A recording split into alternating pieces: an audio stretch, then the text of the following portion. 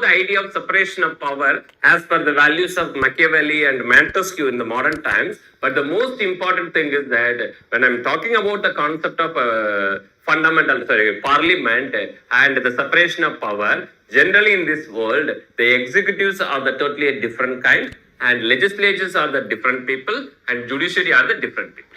So the way how these three organs of the government are existing without having a direct connection, there should not be any overlapping between executive and legislatures and independent judiciary. But in India, instead of that, we are having a various methods. The legislatures, the member of parliaments are the one. Also become the idea of council of ministers headed by the prime minister. Prime minister is the head of the council. The cabinet ranking or minister of state dependent and minister of state independent. This is the way the council is also having. They all are collectively responsible to the Lok Sabha. The council of ministers are collectively responsible to the Lok Sabha only.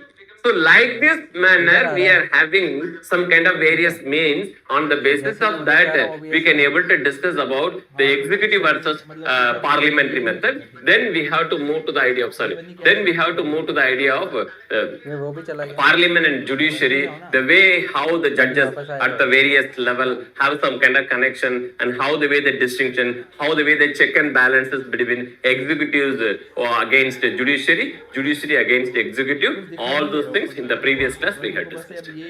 Then when I moving to the next level, the parliament and assembly.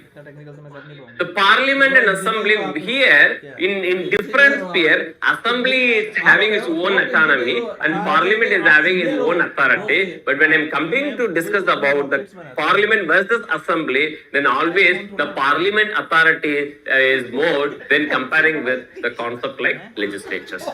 So while you're discussing about, you can able to say the concept of the federation or the federal structure is an idea which is properly connecting the parliament and the legislatures. So when I'm talking about federation or federalism, the concept of federation or federalism, the way how it exists inside United States of America. USA is having an ultimate federalism because the central government or the union government of United States of America is having a proper method. They are having their own constitution and own method, own structure, own executive methodology, and own flag, own citizenship. And every state are also having their own domicile and own constitution, own code, and like this. So there is a proper demarcation between the union government or the central government or the United States of America's federal government. We have to say not a union, we have to say not a union government or other various things. Here it is called as a federal government because the federalism is a concept is properly existing inside United States of America. The federal government will have its own sphere. The state government will have their own sphere, and the state government cannot. The federal government never enforce their authority towards state, and state cannot be dismissed by the federal government. And states, they are their own union and units, and federal, they are in a different way. So no one encroach others. A kind of equality will properly exist. The federal government doesn't have authority towards the units, various units. 50 units are there in United States of America. But when I'm looking into the concept like India, we were saying that we are having a federal structure, but in practicality, we are having a different method. The quasi-federalism is an idea. So when you are discussing about the concept of federalism, federalism is existing, but the unitary bias will be more. The union will have more authority. It is a kind of Canadian federalism. It is not American federalism. From Canada, the concept of federalism came into existence. We are practicing the idea of federalism not from the United States of America, but we borrowed it from the Canadian methods. On the basis of the Canadian method only, we are practicing the idea of the federal structure inside, and that was an idea when I'm talking about the federation first time. The concept of federation first time exists inside our country through Government of India Act 1930. Before that, we never and ever heard or we never and ever talked about the idea of federation. But 1935 Act came with an idea of federation.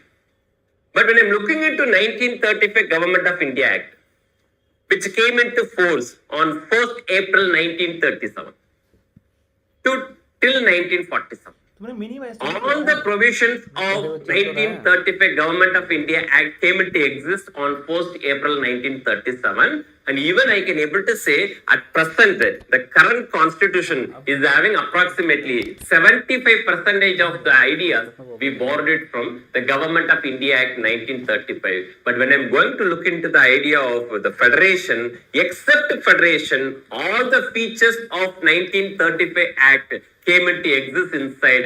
But 1935 Act, they mention about federation, but until independence, it was not enforced. That is the only concept inside 1935 Act not utilized by the British from the time of 37 to till independence. So after India's independence, the Constitutional Assembly was very much particular about the way how we are going to unite the entire country, the way how the unions are going to happen. On the basis of that, on the basis of this particular idea, so it became a very strong current that if I'm going to unite all the provinces and princely states on my own, here I'm having a problem. It is a kind of loose federation.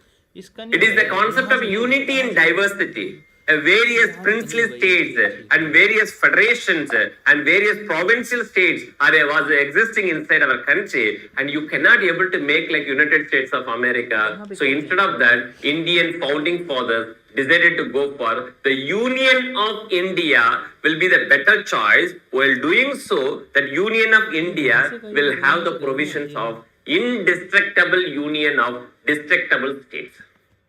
But in USA, the federation is properly the federal government having their own sphere to act, and every state inside the United States having their own sphere to act.